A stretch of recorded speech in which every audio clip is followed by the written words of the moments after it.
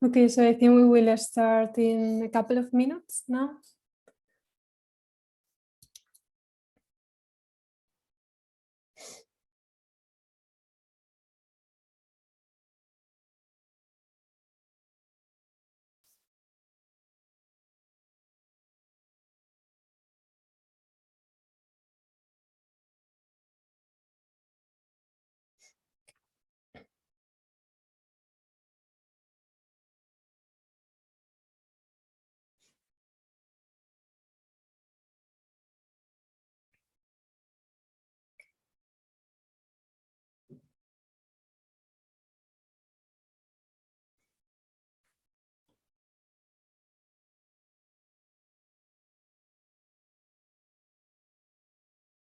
Okay, I think we can start. So welcome everyone to the presentation of the Polyfarming System Manual. Thank you very much for joining us today. My name is Ángela Justamante. I work in the communications department of CREAF, and also I'm responsible for the communication strategy of Polyfarming, and I will act as the moderator today. Before starting the session, please make sure that your cameras are off because we are recording this session and streaming it on YouTube. Also, make sure that your micros are muted to avoid this background noise during the presentations. If you have any questions, please type them into the questions and answer box, or put them on the chat and we will answer them at the end of the session. Also, if you experience any problem with Zoom, please let me know and I will try to fix it. So first of all, let me introduce to Javier Retana, who is researcher at CREAF and part of the Polyfarming team, and who will be doing the presentation today. Also, I would like to mention to Marc Gracia, who is the coordinator of Polyfarming and also CREAF researcher, and Maria Josep Broncano, who is also part of the Polyfarming team.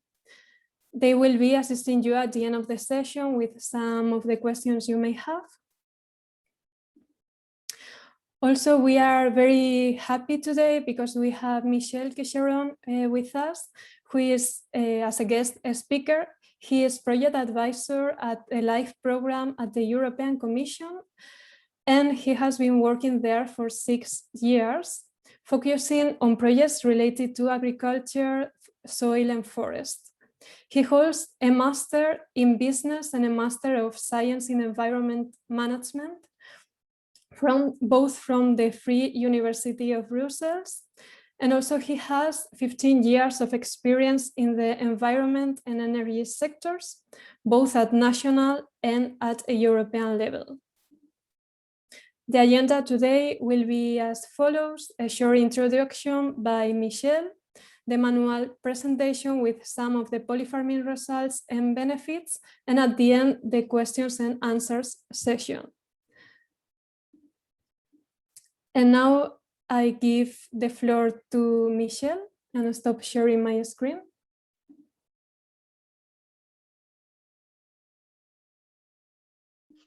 Good afternoon, buenas tardes, buena tarde. I'm delighted to open the presentation of this report on the regenerative farming and the polyfarming model. So for the English version of this very comprehensive and quality manual with hands-on information, including also costs and returns of the model. I'm, as was said, I'm working for CINEA, so the Climate, Infrastructure and Environment Energy Executive Agency that is managing the LIFE program, which will be celebrating its 30th birthday soon, has been financing close to 5,000 projects in all Europe, with a lot of projects traditionally in Spain and Italy. So I'm indeed I'm the project advisor for the Polyfarming project, which is financed by the LIFE program, co-financed by the LIFE program. So this week is the COP26 is taking place, so in Glasgow. So it's a very timely presentation of the manual. Also, it fits very well into the farm to fork strategy, which is one of the pillars of the European Green Deal. So the response from the current Commission to the climate crisis and the various challenges we are facing. The project and the manual presents the agri-food model, which presents an alternative to the agro industry. So it helps mitigating the effects of sometimes not so good results for the environment. So loss of biodiversity, climate change, heavy use of pesticides, chemical fertilizers, and other substances or chemical substances, high usage of machines and therefore energy usage, also quite at the news today with the high energy prices. What I think is paramount to the approach that is proposed is that it's a holistic approach. So working on soil, forest, pasture, livestock, crops. Sometimes we tend also as policymakers to see to look at issues with some glasses with a certain view, whereas the natural world works with a lot of interaction, so we have to look at the whole picture. Also, somehow it's close to the agroecology model, which is supported by Olivier de Schutter, the former UN Special Rapporteur on the right to food. So the idea is to have a lot of small farms that apply these principles, then that are respectful of the planet, and by the model is like small scale farms, but it's by the multiplication. So every citizen should have similar type of farm close to its premises, and that would be the model to increase its importance and be. It's not, we don't necessarily have to oppose models. It's like if you think about nuclear, people are either pro or anti-nuclear, but you can't change from one system to another. So you need different systems working together. But therefore, there's a high replication potential for the polyfarming model, and it's important to be able to see that it works, that it's different techniques that have been some existing or for maybe 30 or 40 years or so, but it takes time to be implemented in the various parts of the world. It has a high replication and potential in the Mediterranean area, in Europe, in other areas of the world. And it looks promising in terms of results, and so that's what I wanted to say in introduction, and would be happy to contribute or to reply to any question that would be asked later. Thank you. Thank you very much for your excellent introduction, Michel. It has been really interesting. And now I give the floor to Javier, who is going to explain you a bit more about our project, the manual, and some of its results.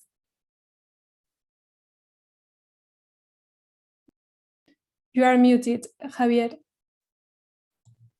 Hello, everybody. Thank you for being here. I will share my screen. I will make a presentation of the manual.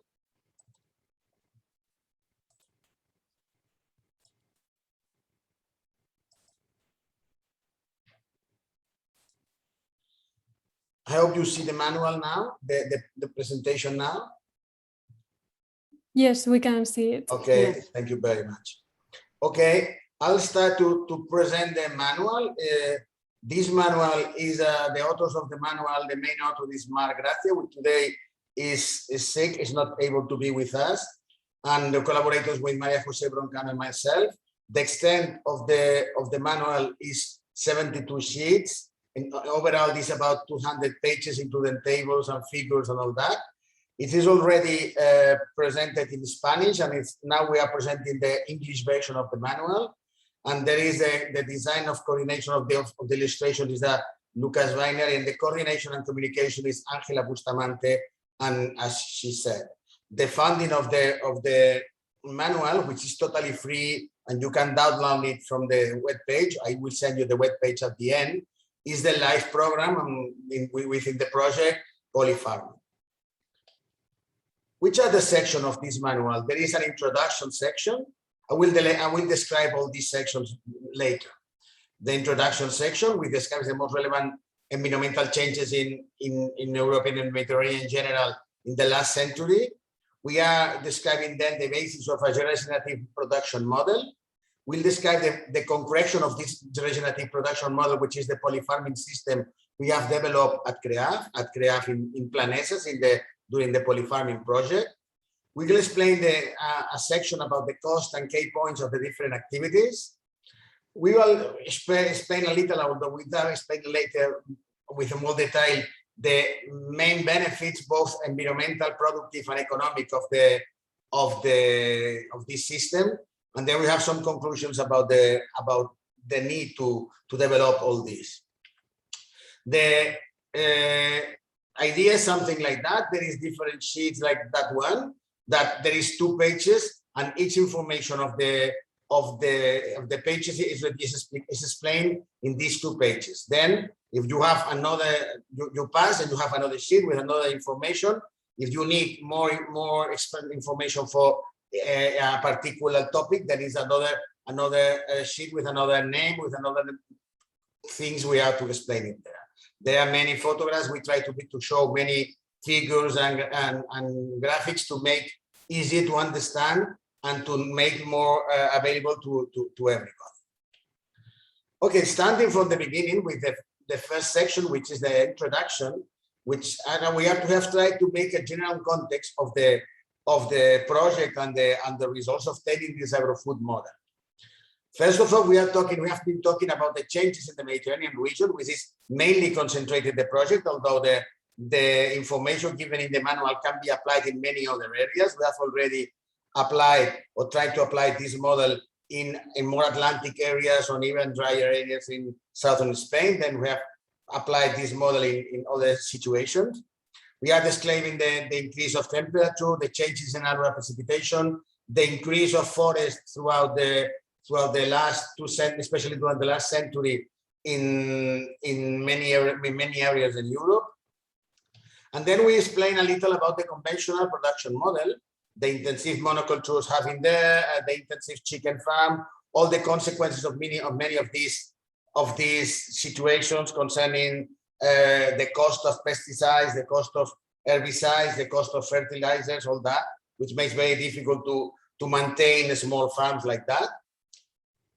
And then the alternative to that is what we call the regenerative production model, which we say is a proposal to overcome the environmental and climate crisis we have. You see, this is not a completely new model, of course. This is based on many techniques that have been developed in the past, as natural farming, organic agriculture, carbon agriculture. All these are things we are using or applying in polyfarming. And then we don't want to make a completely new thing at all, but to integrate them in a complete in a soil farm where they can show the different advantages and descriptions of the different techniques applied. The regenerative production model, the difference to the conventional models, which is that one, has very few cost of machinery, of fuels and agrochemicals. And in general, what is done is to implement the soil. That is, the soil compartment is integrated. That is the most important part of the system. The animals are integrated within the systems, a difference with the conventional model. And all this makes that at least during after the several years, it would be a quite productive and economically good model. Which are the bases of the regenerative production model? We have described during the manual, which is the soil, the main components of the regenerative production system at the soil level. And then we describe that forest management, the management of the animals and the meadows, and crop management. Starting with the soil, there are different points would be enhanced by the soil. There are different bases for this model. The first one is the need to have high diversity of plants, which show maximum production and variety of food, both at the time and space levels. That is, to mix and to make rotations and to make changes that allow different kinds of food of plants being together at the same moment. The second principle of the regenerative model is that there should be a balance between mineralization and minification. The plant materials should be returned to the soil, and they start to cover again and to maintain again the fertility of the different components. The third one is a very important one, is to avoid the interventions that block the functioning of soil biological processes, to avoid soil tillage, to avoid soil compactation, to eliminate fertilizers, herbicides, and all these components. All these that block the functioning of the soil are elements that are integrated in this regenerative system. The fourth one is that the carbon inputs and carbon outputs should be considerably low. And if we do like this, the result is that the stock are maintained more or less constant through time. That means that the wood extraction and the spreading of manures, for example, something like that, should be reduced. Only in several situations, like a large fire, can be some problems of maintaining the stocks, but in general, the stocks should be maintained by the efficient management of the system. And the last one, and not the least important one in many areas, as the water is the limiting factor of the productivity of the system in general, and we should have different alternatives, not only irrigation, to maintain the productivity of the system. In general, if we have a regenerative production system, we increase organic matter in the soil, and this allows the total amount of water in the soil to be incremented, which is one of the most important and limiting factors in many areas of Europe. Overall, these are the 5 components I've been explaining about the regenerative model, production model, and these of the components would be explained. There is also a sheet explaining all these elements together. If we consider the basis from the point of view of forest management, there is also other elements that we consider that would increment the amount of the optimization of the forest throughout Europe. In general, we should discuss the objective of forest management. It is different to reduce the risk of forest fire or to increment production, for example. There is also the different elements of forest maturity, which increment forest biodiversity. For example, here you see the different epiphyte typologies in the forest. You see here the forest regeneration. We also integrate which are the main elements of forest regeneration that would enhance forests in different areas of Europe. And finally, we have different forest products. More than, we will explain this later, more than firewood or wood, there is other components of the forest that could be included in this. All these elements are explained to explain a little more how to manage forests in a regenerative way. Concerning management of the meadow of the animals, we have to consider how to function the pasture, which are the needs of the behavior of the animals, and we explain a little about which are the different components that should be included in a meadow with animals in a regenerative view. From the point of view of the pasture, the most important point is to have the animals eating the grassland, especially in this point when the recovery after the cutting of the plants have been recovered both in the aerial, in the underground part. This means it would be the best way.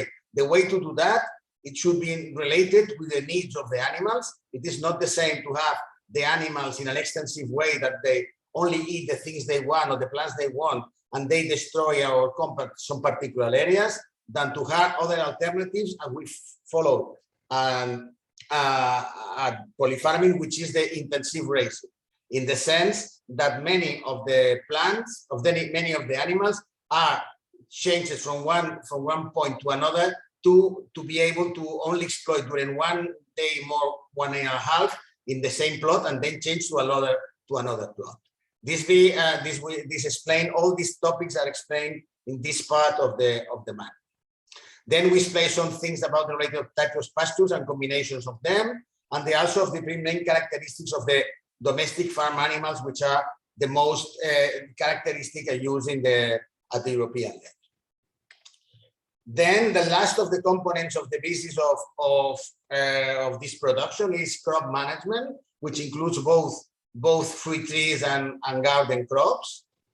And this, we determine which are the aspects that determine crop management. It's not the same to have a conventional orchard with plugged soil and without any adventitious plants, that to have a no-tillage orchard where crops and adventitious plants are together, and the dead left matter are maintaining the surface, and all leads to different situations. Some of them positive, though some others should be faced with by the farming to avoid more difficulties and extremely high level situations. And also there is also a sheet related to combining in both space and time. With this pasture cropping, this is agroforestry, the different components of the system. Here there is the trees and the plants, and there is here different types of cereals and pastures that are combined through time or through space. All these are the basis of the regenerative system. We have described all of them, but then we have applied with a more detail in the Planesa's farm, in a farm we have there, we explain now, the polyfarming system.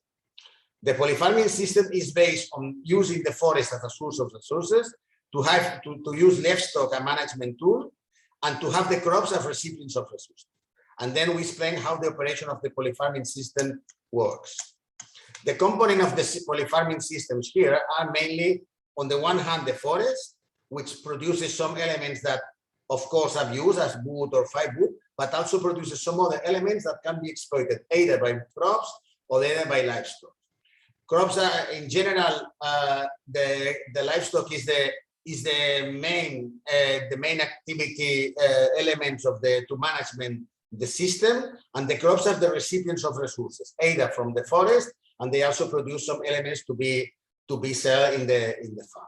And also the pastures in the crop are used by the livestock to eat most of the diet they need, and to produce the elements they have here.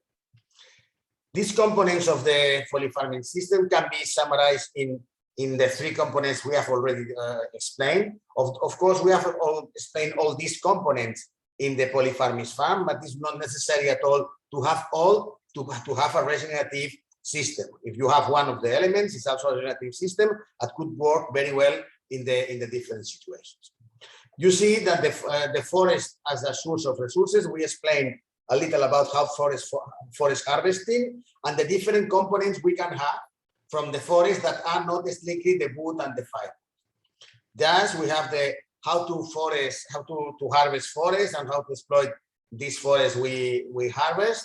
We also have those elements we see, which is the ramial chipped wood, which is the BRF technique, which means to have branches and to clip in branches in the field and to put them in the crops.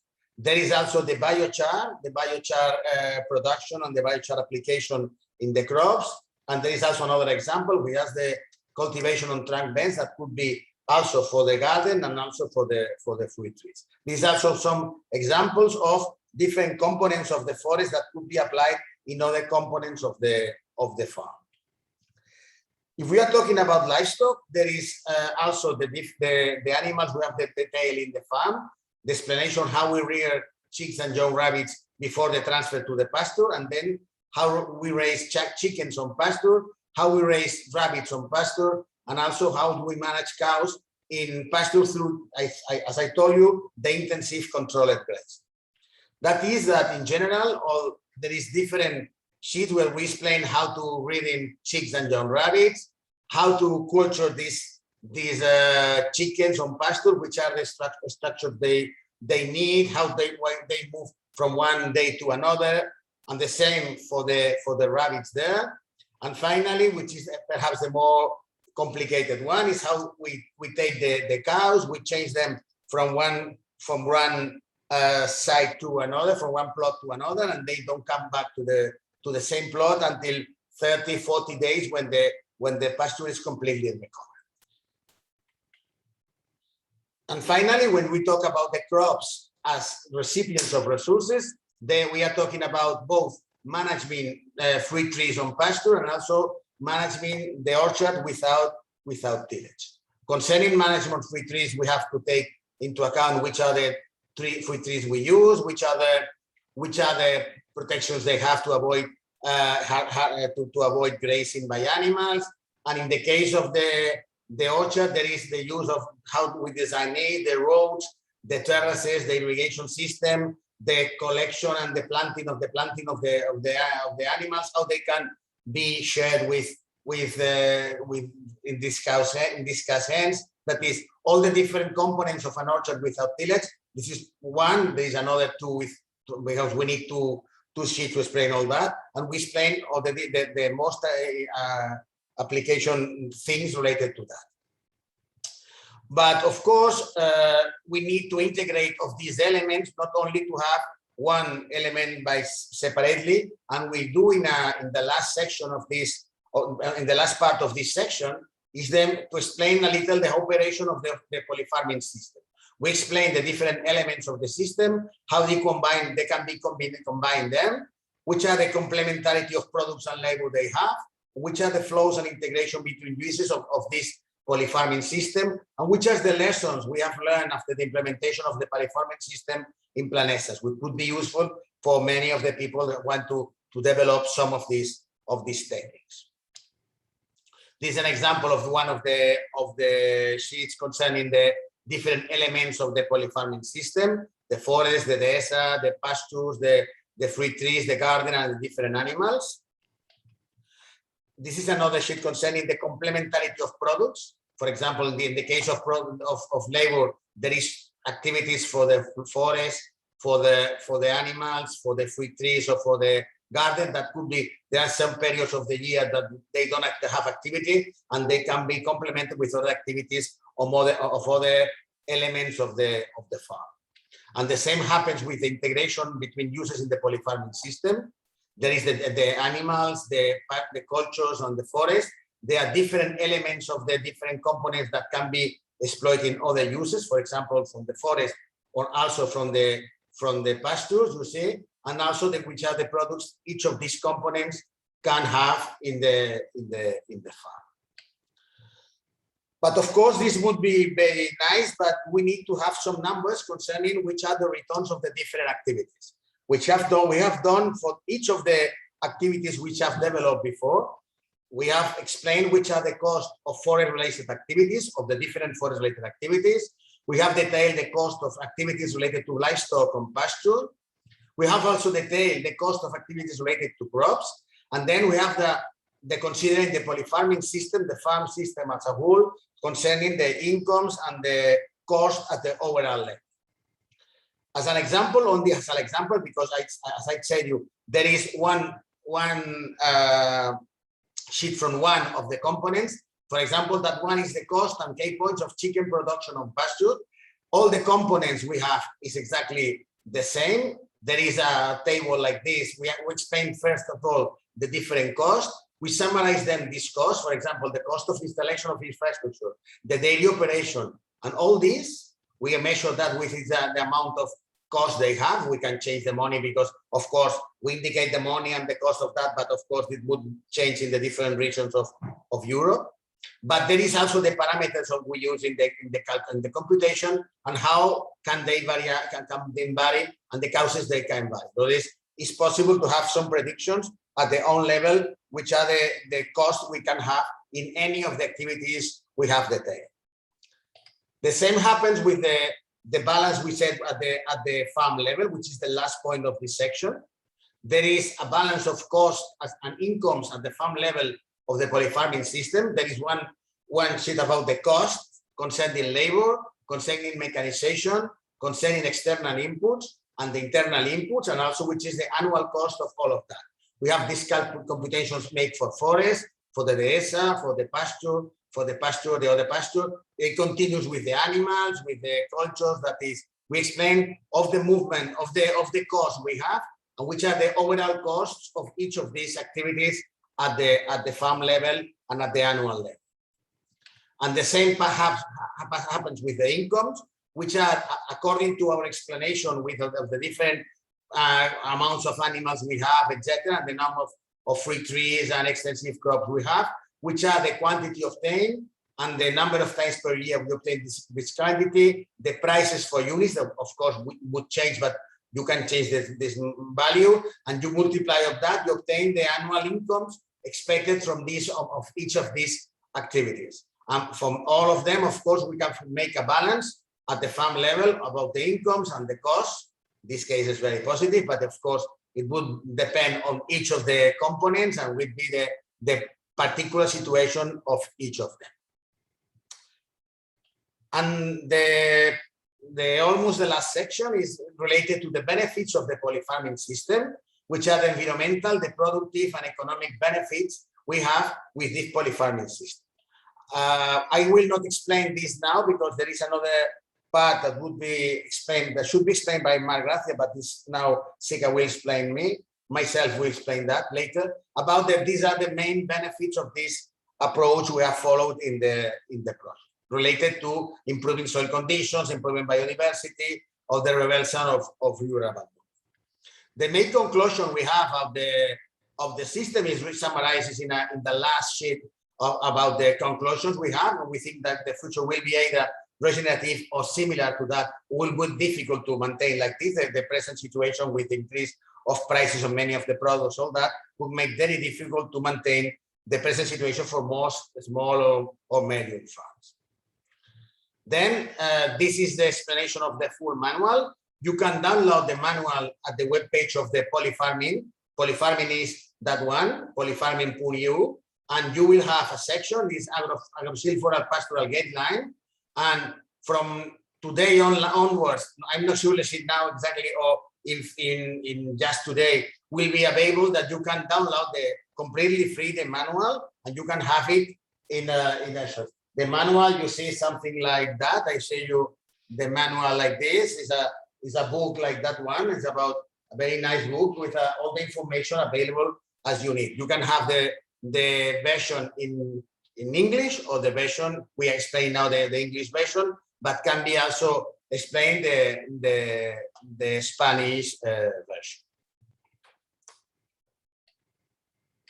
And that's all. That's the first part of the presentation. As Mark Gracia is not now here, and I will have the second part of the presentation. Angela told me that would be better to continue now and then have the questions at the end. Do you think better? No, Angela, look like that. Yes, I think it's better to end the presentation, and after that we can dedicate all the time to the questions and answers. Okay, perfect. Then I will try to explain a very short presentation about this very provocative title related to that we consider the future will be regenerative or won't be, because there is a lot of benefits, environmental and socio-economic benefits that should be taken into account from this way of producing food. There are, on the one hand, environmental benefits, and from these environmental benefits, we have to discuss 4 of them. One of them is related that the regenerative model improves soil health and also water availability. I will explain each of them later. And also, the regenerative model increases carbon sequestration from the atmosphere to mitigate climate change. That regenerative model also releases 40% less carbon emissions, and also gives mitigation climate change. And at the end, that the regenerative model promotes diversity of both mosaic habitats or landscapes at the whole scale. If we start with the first one, considering that the regenerative model improves soil health, we have some data here obtained in Planesas that the amount of organic matter on the soil has increased only in 3 years from a little more than 2 to almost 6. That means almost three times. It's very impressive increase in only 3 years. Of course, it would be maintained. It won't be maintained in eternum, but only it would be maintained for about 6-7 years, and then will be have a maximum like that. But this means that if we compare with a conventional orchard in the same place we have Planesas, where the maintenance of the organic matter is not very high, it means that this increase would allow, I will explain later, a strong effort for reducing CO2 levels in the atmosphere. And also compared to the conventional orchard, even that this is a quite lime area and then there's not strong problems of water retention, both regenerative orchard and the regenerative pasture have strong increments of water content compared to other situations. That means that from the point of view of soil, both organic matter and water availability increase, and this is very important to improve productivity and to improve many elements of the soil, the trophic web of the soil.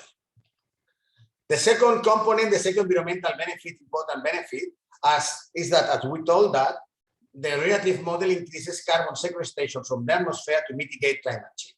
If you compute all the data obtained in Planesas with extension to other region at the regional or the local level, we show this value. These values most show that this is value per year, that compared to a conventional garden, the regenerative garden has almost 30 times more CO2 per year than the other two. That means that the carbon sequestration would be very important in this, following this method. And also with regenerative pasture, the same is similar. That is not so important compared to natural, semi-natural pastures, but also there's an important increase in this situation. That means that if we follow this approach, the agricultural system in general won't be the net emissions of carbon, but the opposite would be the sinks of carbon would be very important for the future of the earth. And as we are now discussing in Glasgow, it's obvious that all this would be necessary to do in the very few years, the next years. The third one is that so that the emissions of the agrarian sector is completely reduced, we follow the polyfarming on the regenerative system. There is a lot of products which are not used, then it's not necessary to produce fuels, to use fuels to produce them. Mechanization is much lower, and then also the reduction of fuels is also very important. And all this makes almost a reduction in 40% of emissions according to the regenerative model. This means that if we consider together the sequestration of a large amount of carbon in the soils and the lower emissions, the result is that it's a strong effect on the climate change for the next decades. The fourth one, the last one, environmental impact we have is that in general, as we have already shown for the map we show in Catalonia, the figure in Catalonia, but in many other regions in Europe, there is a strong foresting situation in many areas of Europe. they are rural developments have been abandoned, rural areas, and they have been covered by forests in a continuous forest mass that have important difficulties, both from the reduction of landscape diversity, but especially because it increases the risk of fire and also decreases the biodiversity of those animals and plants that live in very open areas. Then if we extend this polyfarming system, this regenerative system to different areas, this is the Flenesas farm, for example. This is an example how can be different points of the territory with open areas that could reduce the risk of fire, that could in general increase the landscape diversity, and increase diversity of different animals and plants of open areas like that. But together with these environmental benefits, there are also some important socio-economical benefits. On the one hand, the use of this system avoids relying on internal inputs and heavy machinery for system management. This is very important because all these components are very expensive, and are completely controlled by different lobbies. Then the small or medium farmers would depend completely on these lobbies that would be very difficult to maintain if the situation goes worse, that is going now, for example, to have the amount of money to maintain of these products. In the polyfarming system, the dependency of all these elements is much lower, and this avoids all these components for the future. But there is also a higher economic profitability of regenerative farms than that of conventional ones. There are different studies on that show that in many situations, the regenerative farms can go much better than conventional ones, especially because the costs are lower and the situation is much improved and the production can be completely improved. The third one is that it promotes the creation of job creation, especially for young people in poor regions. This is an example of the Flenesas farm. In 2010, there was person in charge of the farm. We only had our organic orchard, and now there is a total of 8 workers. Of course, it's not easy, and especially during all these years of the pandemic, has been quite difficult to maintain all of them. But the same had happened with all the other situations. Then we think that this is a great opportunity for young people to establish and to have their own enterprises. And also allows to produce food products preserving the environment. There is a strong difference in the products, in the eggs, in the meat, in the milk produced by all these products compared to the products produced in another situation. There are some examples. We don't have exactly the data of all of them, but there are some indirect data that have a lot of better amounts of good production and to good products with a very high quality of good elements. In general, what the model contributes is to regain food sovereignty with meal, that there is a direct way to relate the products to consumers, to promoting local diversified markets, and it proposes a different way of eating. That is a way of eating based on a local diet adapted to the productive characteristics of each area and each period of the year.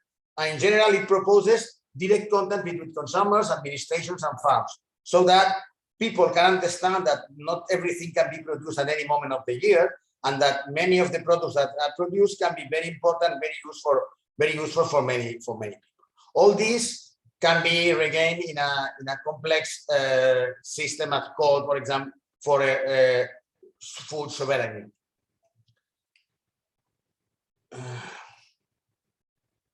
What does polyfarming provide in general? As we see, polyfarming can provide now a free manual. You see that all these the manual can be obtained directly by each of you. We are interested in having them. Then all the information we have generated or most information we have obtained in the project is in this manual, and you have this manual completely free. What we have during this period of the project is we have been some replication sessions for farmers and ranchers, both in different parts of. Initially, it was in different parts of Europe. We couldn't do that because of the pandemic, but we did that in different places in Spain, in the Basque Country, in Extremadura, in the Balearic Islands, completely contrasted situations compared to the one we have in Catalonia, in Planesas, which means that this model can be extended to many areas of Europe. And we have also some sessions for people who come to CREAF or who ask people, researchers of CREAF and Planesas, to go to the farms and to explain how to introduce this polyfarming system. Of course, it won't be maintained like that after the end of the project, but still there is a lot of information. Of course, we are developing an online course to be able to, people can follow all the information we have in the project for the next years. Why polyfarming, and we end with that. Why polyfarming and the regenerative model are the future? We think that these are the future because not only polyfarming, but all these approaches related to being close to the nature, because this regenerative agri-food model is really an alternative for food production, and this would be done at the local and the global scale. And we think that farms like Planesas that we have developed in the polyfarming project, and also projects like polyfarming, can be reference centers that would be real demonstrative examples how to make this change to a more environmental friendly production system. In general, this regenerative model fits perfectly what's with the global One Health initiative that explains that the maintaining the integrity of ecosystems benefits both the humanity and the animals' biodiversity. That means that the healthy environmentals are the key for having healthy persons and healthy animals. That's why we think that the alternative of the regenerative alternative, in what the one we have developed in polyfarming, is the one we need for the future. And that's all. Thank you very much. Okay, thank you very much, Javi, for your presentation. And now we have already some questions, so I think we can start with the questions and answer sessions. We have one question. Sonia asks, is it possible to use horses instead of cows? Yes, of course. In fact, we had one horse for having some kind of, but of course the different elements should be considered separately. For example, cows, in the case of milky cows, dairy cows, are not able to put in the forest or in the dehesas, because in these areas these cows will suffer some potential risks. But for example, horses or even the cows can be completely put in these areas, could serve to reduce the amount of vegetation there, and can be a very good way to produce food for these animals, of course. Yes. Okay. We have not tried with that, but of course can be done with horses. Okay, great. Thank you for your answer. Also, Mark asked, this model is specifically modeled for the Mediterranean areas, but could applications also be used in other areas of the world? What are some of the regions with a comparable climate for adaptation? Yes, this is a very important question. In fact, you know, as I told you, this model is not new. For example, some of the elements we have used in the model have been developed in other areas of the world. For example, fast food cropping has been developed in Australia or New Zealand, or the intensive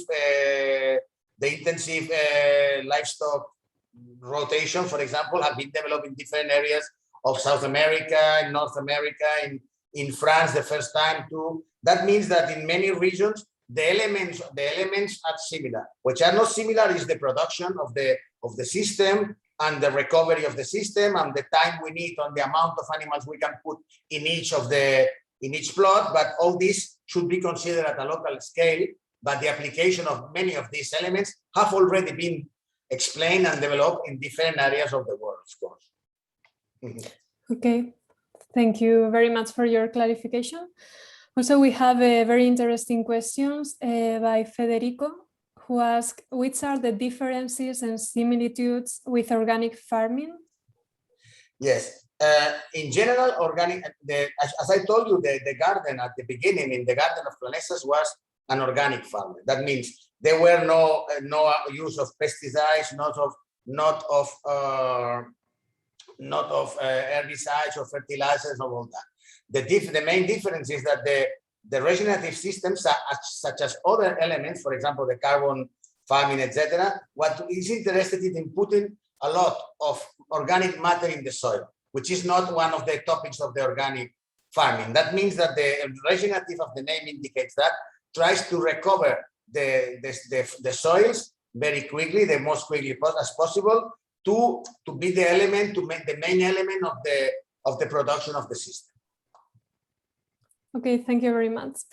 I also would like to mention that recently we published a post on Graph blog which explained this difference in detail. So I will send you this together with the manual and the recording of the session in case you have any more doubts. And also we have another question by Annalisa, who asks, what difficulties and what opportunities do you see to perform the regenerative model in a metropolitan area like that of Barcelona? Well, it depends. It's not the same. Of course, it can be applied in many areas. The metropolitan area, if you are talking about the center of the city, it has the difficulties you can understand. But you are talking in the surroundings of the city, in the different areas, there is not much difference to be there in Planesas. What is the main problem? I didn't talk exactly about that, but I think it's very important to focus on that, is that we have noticed that this model, to apply this model is a very good model if we already have the money or the opportunities to start this model with some help, because we have to buy the animals or to prepare the pastures and to prepare the orchard until they produce it quite well without the help of a strong help from organic matter, additional organic matter. All this means that this project in general has been able to be done very well because we had the help of the polyfarming funds from LIFE. If we have to start that, I'm sure that it could be done, but it should be taken into account that during the first 1-2 years, the production of both pastures and both the orchard is not very high. Then it needs to have the opportunity to maintain during these years until the system is already starting from a regenerative view. Okay, thank you. We have another question. Erika asks, do you have a plan how to apply this model worldwide? No, we are sorry. We are sorry because we are a center of research and a particular enterprise in Planesas in Girona, which we are collaborating to make this project.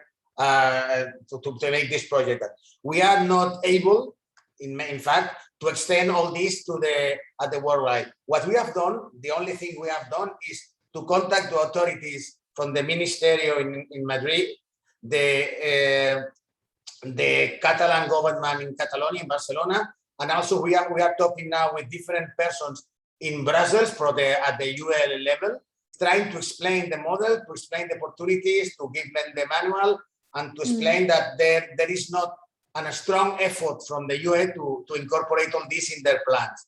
They can do some help at the beginning to start all these products of these projects, and we are sure that will be enough to start many of these products at the whole European level. But we are not able, from our situation, to extend this model at the worldwide scale. Okay, thank you. Maybe Michel has something to add to that, as he is working at the European level. Oh, I think this is part of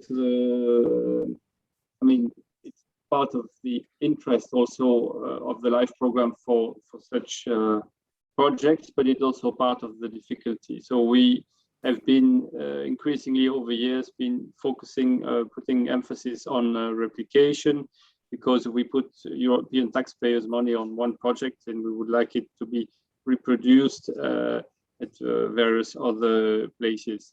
But it's probably,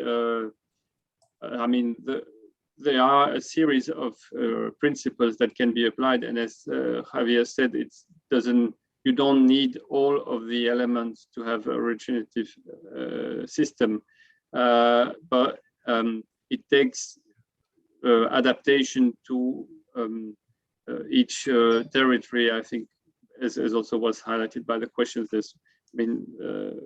all that the replication in the Mediterranean area is probably a bit more straightforward. In other areas, it might need a bit of more adaptation. Also, maybe the type of livestock might be different, or the time. I mean, depending on weather conditions, the time it takes for the pasture to grow again. So then it's. I think that the manual is a good start, and it's worth for any party interested to look in his or her area which association or farms are already available. Maybe there's also some federation. Actually, I don't know if there's a general regenerative farming federation, but there's Agroecology Europe for sure that can be of help, which is active in different member states. Also in terms of agroforestry, there's more and more initiatives and also practice sharing.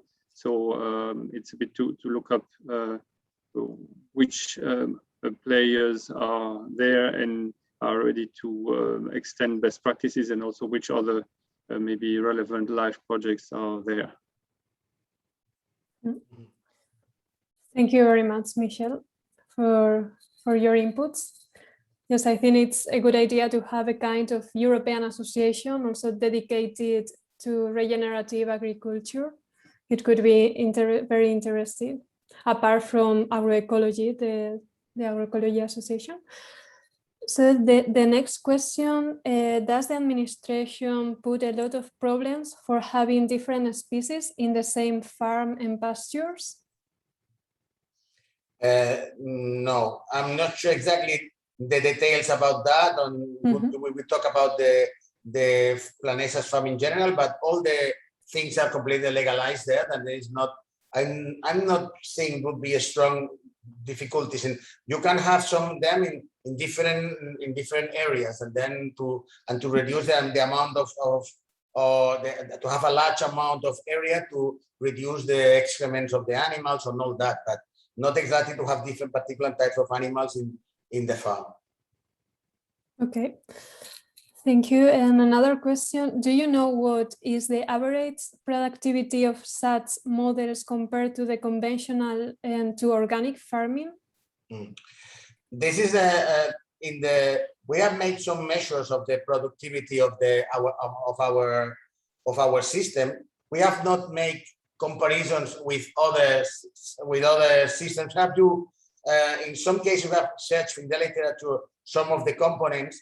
I think we did that, but this is not we did not a strong effort to comparing all these elements now in the project. Of course, would be a potential in the future. There are different elements of the future that could be developed in successive progress. One of projects, one be the computation of all these comparisons of the different, as Michel told in the different regenerative systems have been developed, which are the production of the different elements, and to compare them with the similar areas in the similar places with organic or conventional production systems. And also another important thing would be to measure also the quality of the food. We are sure about that. So we have some elements that indicate that the food produced in the regenerative systems are much better from many point of view from the point of compared to conventional one, but we have only very few measures of all that. And I think that would be one of the two things we are considering about that. One about production, about the total amount produced, and with this is enough for having enough food for everybody in the world. It's not, we don't want to propose a model, a particular, exceptional model that would be applied very few people. We propose that would be developed by many people, that would be used the most important way of producing food in the world. Then This is our objectives in the future. But for this, we need that to analyze the detail of this, the comparative production of all the systems, and also the quality of the element of the animal, of the foods produced in each of them. Okay, thank you very much. Oh, sorry. Sorry, that would be interesting to include these comments in your final report. I think this is very interesting. Yeah. Yes, I think it also would be interesting to create a kind of certificate or regenerative certificate similar to organic certificate. I think this is also a big step for people to begin to know this type of agriculture. But yes, this is just my personal opinion. This is something we think about that at the United States level. We are discussing about that. Okay, and we have another question for you, Michel. Do you know if at the European level there are more projects similar to polyfarming which work with regenerative agriculture? I mean, do you think regenerative agriculture is expanding? I mean, I think we might have one or two other projects, certainly other LIFE projects working on some of the elements. I mean, either working on the dehesa or working on some of the elements, also working with the livestock and or manure. I don't know if we have. I mean, the overall this holistic approach, if we have it so much, but at least part of the models for sure. I mean, I have the impression that these, I mean, the terminology and the different models, they differ from one, sometimes from one country to another. Or, I mean, in the French-speaking part, we talk a lot about permaculture, and there were studies. There's a farm in Brittany that is a kind of a model farm with 1 hectare, and that has been inspiring many projects. There are quite a lot which are more at kind of local scale, etc. But some are also more at a larger scale. The one element also that was highlighted is the direct contact with the consumers, and I have the feeling that there is indeed a trend, an increasing trend. I'm myself living outside the city and going to the local producers for eggs, for meat, for vegetables, and local and organic, or kind of organic but without certification, because if you know the producer, they don't need the label which is actually made for larger producer or where there's an intermediary. So I think there is an increasing trend, and also the pandemic had at least in the beginning that effect that people were then looking more into what's going around. So I think there is a trend, yes. Okay, thank you very much. We don't have more questions. I don't know if any of you have any question. Also, if you want to talk, you can raise your hand and I will unmute your micro so you can say the question out loud. If not, you can put it on the chat and I will read it. So do you have more questions or any comments? Okay. I think you can talk. Okay. Hello, you can Yes, hear me? we can hear you. Okay, I'm Patricio Camuglino from Chile. I read in your handbook. It's really helpful, and I want to know more about the management system because you're integrated with mathematics, with the gestión predial in Spanish. You can talk more about that, please? Sorry, I didn't understand. We are talking about the manager. You are talking about the cost and benefits sheets. Or... Yeah. Okay. This part of the handbook. Okay. Thank you. Perfect. Okay. What we thought about that is that we couldn't give only to the people interested on that only some measures on the how to do that and how to produce the different infrastructures and how to move the animals or to move the plants of all that. And that's why we measured the times we need to do each of the tasks and to measure with a Spanish version of the prices that would be applied to the different situations to the different costs of the different elements we need to produce to have all these elements. Of course, if we think that, for example, a cow, you can buy a cow for 1,500 euros. Of course, they change a lot throughout Europe and also through the same territory as well, depending on the cow, depending on many things. That means that, of course, the only thing you have to do is to change this number in the computation and to have the computation you have about that.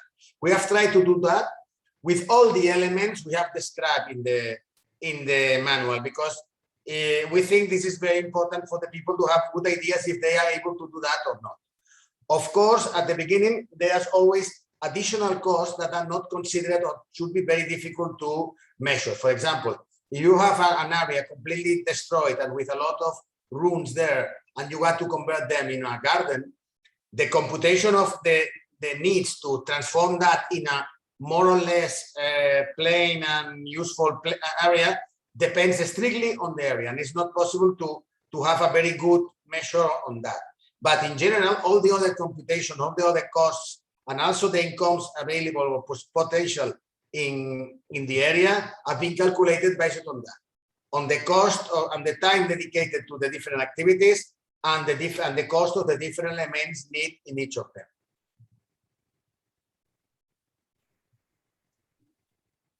Okay, thank you very much. Do you have any more questions, Patricio?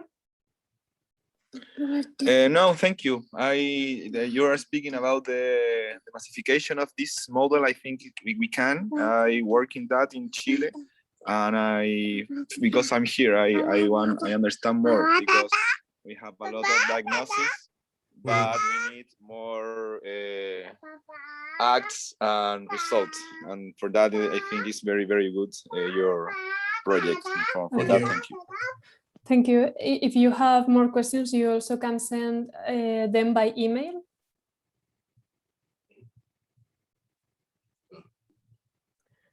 Okay, so we don't have more questions. If you want to ask anything else, please, this is your time, and you can raise your hand or you can write them on the chat.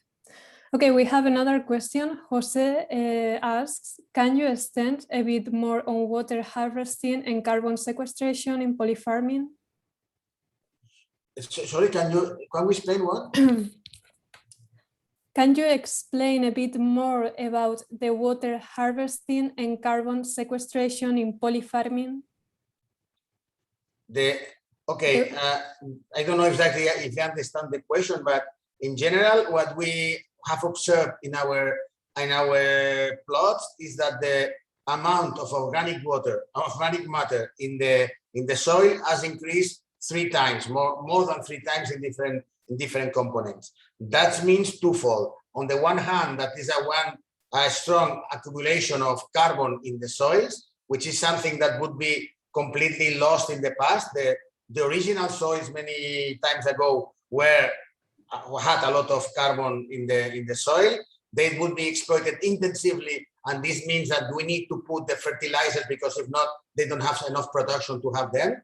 And then the idea is to recover them and to have a lot of carbon there. This means that with this, we have a strong sequestration of carbon obtained from the atmosphere in the soil.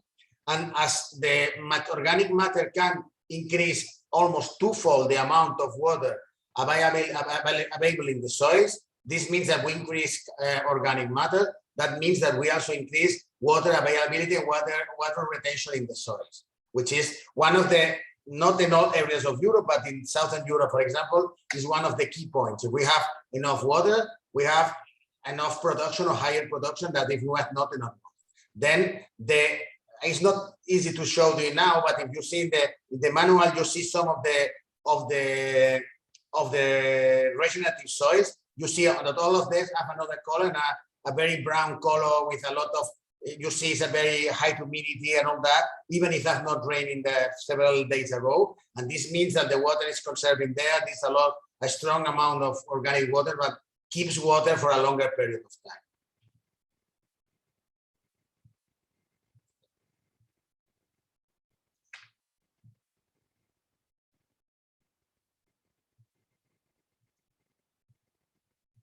Angela, we don't see, Angela, sorry. Oh, sorry. Thank you for your answer. And we don't have more questions, but again, if you have more questions, please put them on the chat and I will read them, or raise your hand and I will unmute your micro.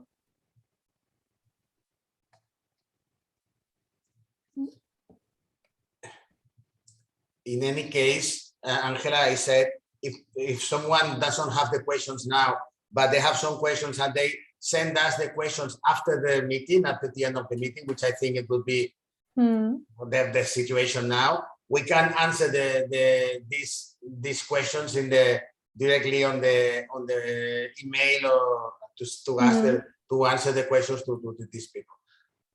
Yes, of course. I will send you the link to the handbook and also the link to the recording, and you can send me any questions you may have. Maybe you are thinking you don't have them now, but you read the manual or the handbook and you have them, so you can write us and we will answer you. So we can wait 1 minute more, and if we don't have more questions, I think we can close the session.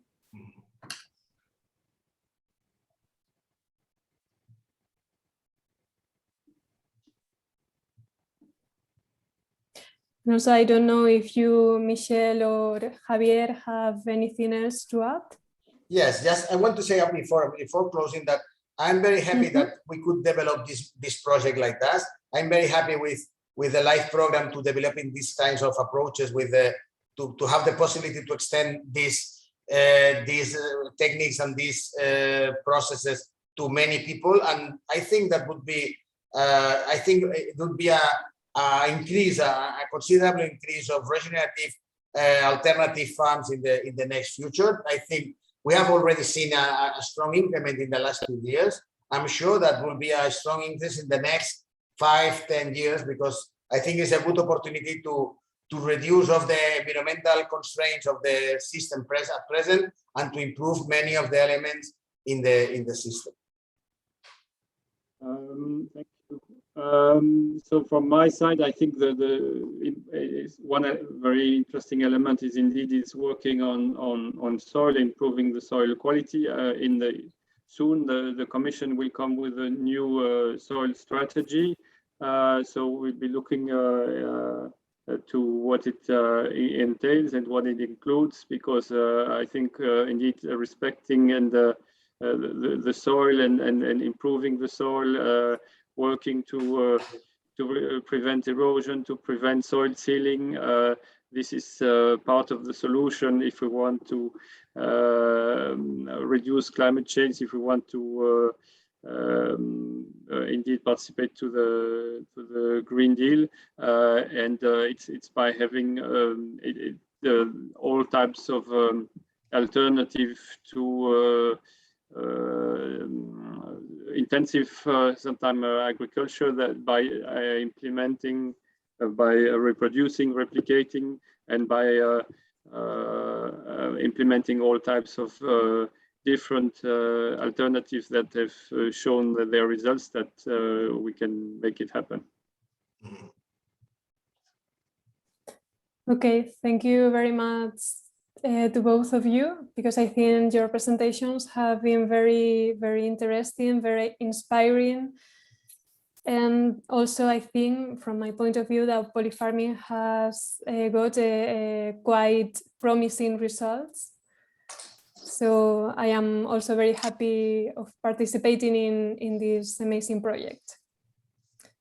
Thank you very much to all of you who have joined us today.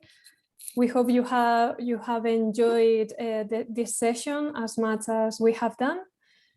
And if you have more questions, just email us and we will answer them as soon as possible. And I think we can close, we can end up this session. Okay.